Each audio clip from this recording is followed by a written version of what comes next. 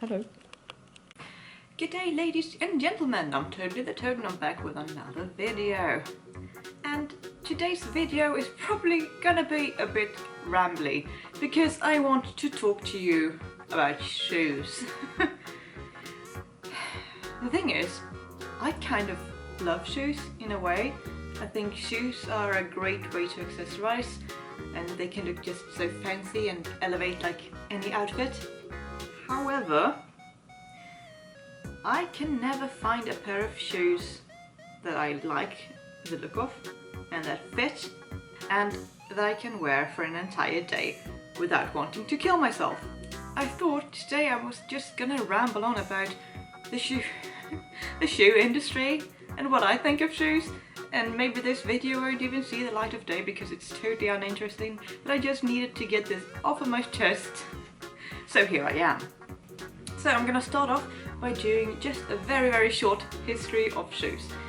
I'm not a dress historian nor a shoe historian, so this is not potentially 100% accurate and not very in-depth. But what I do know is that shoes have been around for a long time. And in the beginning, shoes were made quite simple. They were like leather or like deer skin, stuff like that. Almost just, you know, not very tightly fitted perhaps. Very simple to keep your feet warm and dry during rougher weather. Editing Toad here. I just wanted to say that all of my sources, limited as they are, will be linked in the description below. Again, I'm not a historian, so it might not be 100% accurate, but from what I've found, this is it. Enjoy! After that we get into, you know, the Romans and the Greeks and the Egyptians, and they had sandals of different types. I just wanted to insert that this was apparently the first time in history that shoes were made to fit your feet, which is really interesting, I think. That's all. Back to the video. And in the medieval period we had turn shoes, which, as the name suggests, you sew them together, right sides together, and then you flip them. Editing Toad again. I wish I had sort of done a better script for this when I started recording. Again, just wanted to say that once I started looking for pictures of turn shoes, it was kind of difficult for me to find pictures of surviving shoes from the medieval period that's reliably turn shoes, since I can't really see, I'm not an expert. So the picture that I chose, I can't be 100% certain that that's a turn shoe. However, here is a picture of a shoe of a Swedish company that makes reproduction turn shoes. So there's that. Back to the video again. In the beginning, there wasn't one shoe for the left foot and one for the right foot. They were interchangeable, which to me just sounds so weird but that's how it were, and I think that's because it makes construction easier, but I'm not sure if the fit necessarily would be great on either foot. But I have never really tried shoes that aren't tailored to right foot, left foot, so I could be wrong there. Anyway, the next big thing that I want to address is during the Industrial Revolution, when you started mass manufacturing shoes, and also I believe this is when the standard sizing came into play. And if you want to know more about standard sizing, I will link a video, I think here maybe, by Nicole Rudolph, who talks about standard sizing and why it sucks. To me, when I think about standard sizing, it's like they try to strive for like the middle ground of everything, which means that very few people will fit the criteria of everything in the middle exactly. So I don't think the shoes fit most people perfectly, but maybe most people adequately. But then if you have any sort of outlier, it starts to be tricky instantly. And that's what's happened to me all through my life. So when I talk about my feet, I usually describe them as duck feet or like slippers, because I have a very low arch and my feet are like very compressed. They're not very high.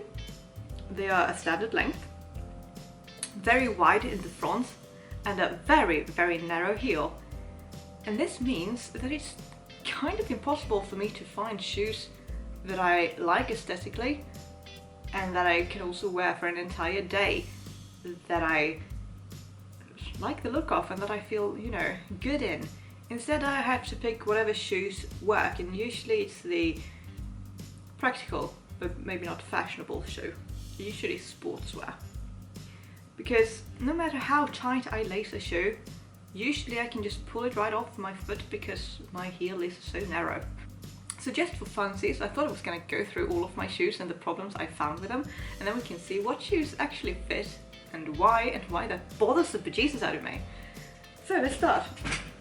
We have this shoe, which is covered in dust for a reason.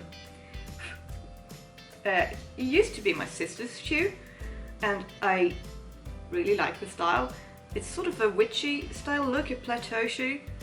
It's size 38. For this type of shoe, it fits okay up here, but I can't get it tight enough around my ankle.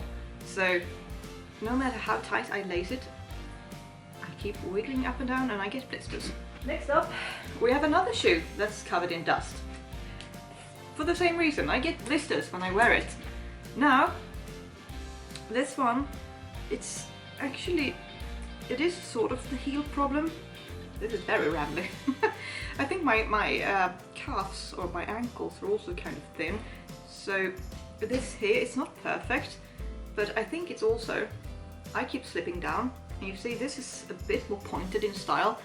So inevitably when I walk, I go slip forward and then it hurts here. And then I get even more in the heel. And this is a size 38 as well. I'm gonna put it on and just have a look. This is what it looks like on. And here's the thing, I can just feel it slipping around on my foot.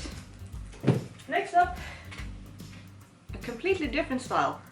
A pair of flats that you just stick your feet into.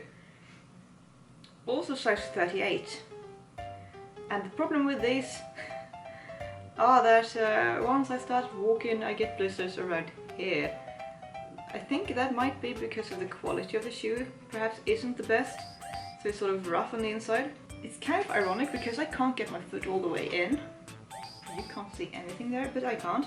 So my feet, sort of, I have to push it really to get it on, and then I get blisters from here. A pair of winter boots.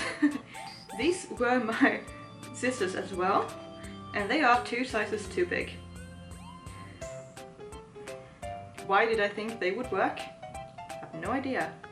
These shoes are one of the few pairs that kind of work, that aren't what I will get into next. That aren't what I will get into next, a pair of sportswear shoes. They are quite narrow up here. I think that's why they work. However, if I wear them for long, I do slip forward and I always get pain in my joints. This is what they look like on. You can't see them because of the background, but I don't know if you can see, but I can move them quite a bit. So when I walk, I do slip forward quite a lot, and I think that might be why I get the pain in the joints. Also, if I just sit still, they will be painful after a while. But I can wear them for a day if I don't do too much, and they will be okay. But I still sort of... Moving on to the only pair of shoes that fit and that work. It's, as you can see, running shoes, or runner's shoes, with a very squishy sole, and they are very tight here. You can tighten them quite a bit.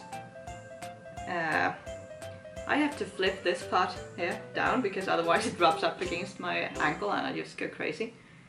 Even when I wear these shoes and I tighten them as much as I can, my heel still glides around.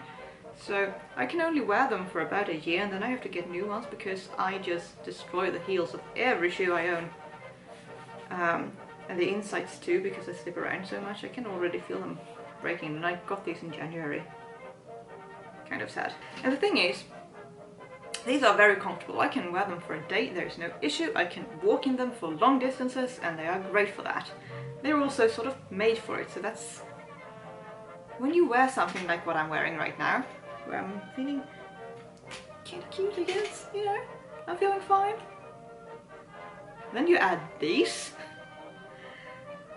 I mean, I know it shouldn't matter, but I just... I want to wear something that makes me feel nice, and these shoes just ruin it for me. We have these. They are Gore-Tex, like a hiking shoes, I think you could say.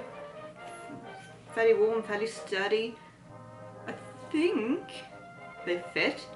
Every other time I wear them, I get blisters, and then I can have them for a week while I'm hiking and they're fine. Here we have a medieval shoe. It's not a true medieval shoe because it has a sole, and the true, like a rubber sole I should say. The medieval shoes did have soles, of course. It's handmade and it's in leather, and this shoe I love the look of. I really do love it, and it almost fits again. The strap doesn't fit me terribly well, but that's not the problem. The problem is still the heel. It doesn't quite fit, and I slip around a lot in them. I have worn them for a photo shoot in the woods, and then I could actually walk around and it was fine. I did have blisters, but I didn't notice it until I got home.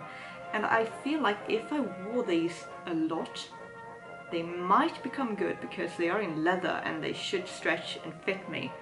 If I get like an insert for the shoe, it might work better. That usually starts hurting because it's not a terribly nice feeling of the leather. It just doesn't hit me right. But it is the heel. It just keeps slipping, even if I tighten this a lot. And the band just doesn't sit quite right. You can't see it, but it gapes here. Such a stupid video. All of this had me going, I want a nice pair of shoes that I can wear every day and just feel good about. So I decided to splurge. I mean, these last pair of shoes were fairly expensive for me, but not terribly so.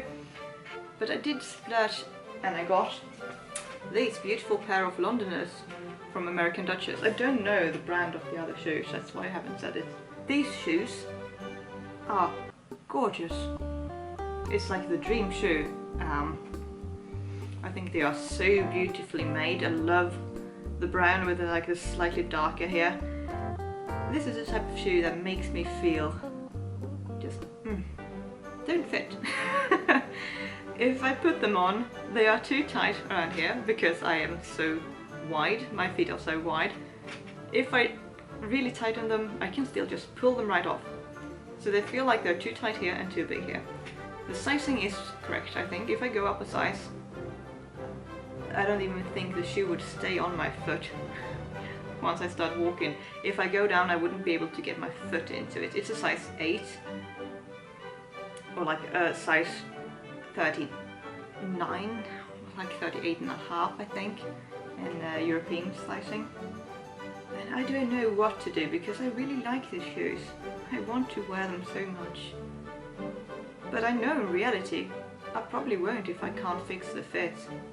So the camera overheated and I have no idea what I said last. But I think I was gonna come to some conclusions. And the first one is, obviously standard sizing is really difficult. I think most people find it difficult to find good shoes. For me, as I said, this has meant that I feel like I never have shoes that I actually enjoy wearing, which is sad. It also means that I've spent quite a bit of money on shoes that I then never wear. Because I want to buy shoes that I like, but once I do, and I splurge and I get good shoes, like the American Duchess shoes, which are beautiful, I love the look of them, I want to wear them, but I kind of know already that I won't. Because if I feel like they're not comfortable and my feet are gonna slide around, it is easier to just wear a pair of shoes that fit. And to be fair, my sports shoes, my running shoes, they don't really fit. My feet slip around in those too, but they are so cushioned that, well, at least I won't get blisters from it. And I don't know quite what to do with it, and I don't know quite what I wanted to say with this video, more than I'm mad at shoes, and shoes are difficult, and I don't think I'm the only one who feels this way. I think that concludes this video. If you like this video, you weirdo, give us a like, subscribe, thumbs up and all of that jazz. And I'll see you guys next time with a hopefully less rambling video. Bye.